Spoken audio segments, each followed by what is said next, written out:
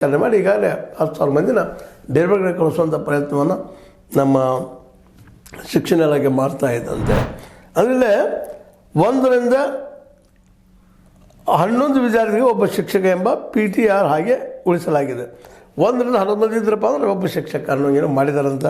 ಮತ್ತು 1ರಿಂದ 7ನೇ ತರಗತಿವರೆಗಿನ ಶಾಲೆಗಳಲ್ಲಿ ಹಿಂದೆ ಮುಖ್ಯೋಪಾಧ್ಯಾಯರು ಸೇರಿ 5 ಹುದ್ದೆಗಳನ್ನು ನಿಗದಿಪಡಿಸಲಾಗಿತ್ತು. 7ನೇ ತರಗತಿ ಕ್ಲಾಸ ಅಲ್ಲೇ 5 ಮಂದಿ. ಅದು ಹೆಂಗೆ ರೀ? ಭಾಳ ಮುಖ್ಯೋಪಾಧ್ಯಾಯರು ಹುಡುಗರು 6 ಮಂದಿ ಆದರು, ಕ್ಲಾಸ್ 7 ಇದ್ದಾವೆ. ಅಲ್ಲೇ ಸಬ್ಜೆಕ್ಟ್ ವೈಸ್ ರೊಟೇಟ್ ಮಾಡ್ತೀವಿ ಅನ್ನುವಂಥ ಮಾತು ಮಾತಾಡ್ತಾರೆ.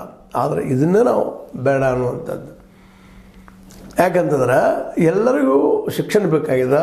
ಆದರೆ ಈ ಒಂದು ಕಾರಣಕ್ಕಾಗಿ ಅನೇಕ ಹಳ್ಳಿಗಳ ಕಡೆ ಗ್ರಾಮಗಳ ಕಡೆ ಇವತ್ತಿನ ಮಾಸ್ತರ್ಗಳ ಸಹಿತ ಹೆಚ್ಚು ಅಥವಾ ಶಿಕ್ಷಕರು ಹೆಚ್ಚು ಹೋಗ್ತಾ ಇಲ್ಲ, ಶಿಕ್ಷಕಿಯರು ಹೆಚ್ಚು ಹೋಗ್ತಾ ಇಲ್ಲ. ಆದಷ್ಟು ಸಿಟಿ ಮಾಡೋದಲ್ಲೋ ತಾಲೂಕು ಮಾಡೋದು ಟ್ರಾನ್ಸ್ಫರ್ ಮಾಡಿಕೊಂಡು BO ಅವ್ರನ್ನ ಹಿಡ್ಕೊಂಡು ಅದು ಮತ್ತೆ ಹಿಡ್ಕೊಂಡು ಅಧಿಕಾಶ ಹಿಡ್ಕೊಂಡು ಅಲ್ಲೇ ಸುತ್ತ ಹಾಕ್ತಾ ಇರ್ತಾರೆ ಅನೇಕ ಶಿಕ್ಷಕರು.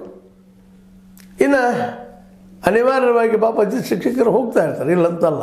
ಆದರೆ ಅವ್ರು ಕಲಿಸೋದು ಗುಣಮಟ್ಟ ಯಾವ ಮಟ್ಟಕ್ಕದ ಅನ್ನುವಂಥ ಸತಿ ಇವತ್ತು ಪ್ರಶ್ನೆಗಳಿದ್ದಾವೆ. ಹೀಗಾಗಿ ನಮ್ಮ ಶಿಕ್ಷಣ ತಜ್ಞರು ಹೇಳ್ತಾ ಇದ್ದಾರೆ.